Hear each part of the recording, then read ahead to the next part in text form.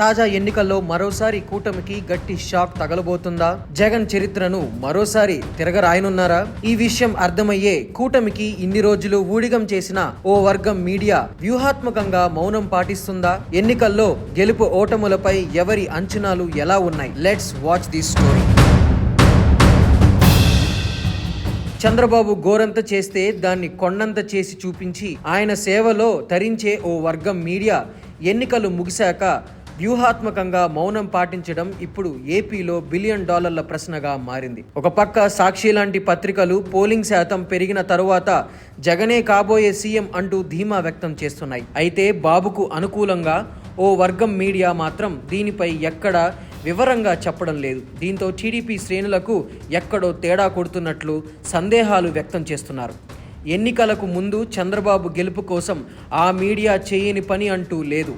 రేయింబవళ్లు చంద్రబాబును సీఎం చేయాలన్న ఉక్కు సంకల్పంతో పోరాడాయి. తీరా ఎన్నికలు జరిగాక పోలైన ఓట్లను చూసి టీడీపీ శ్రేణులకు నోటమాట రావడం లేదు.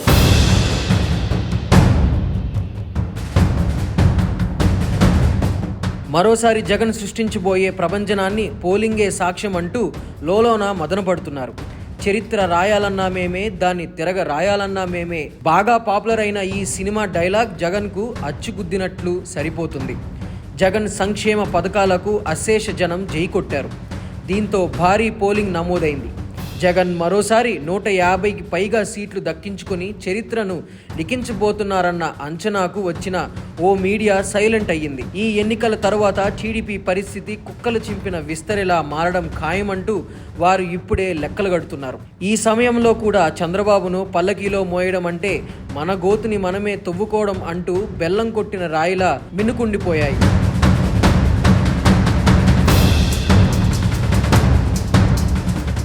Please subscribe Dot News.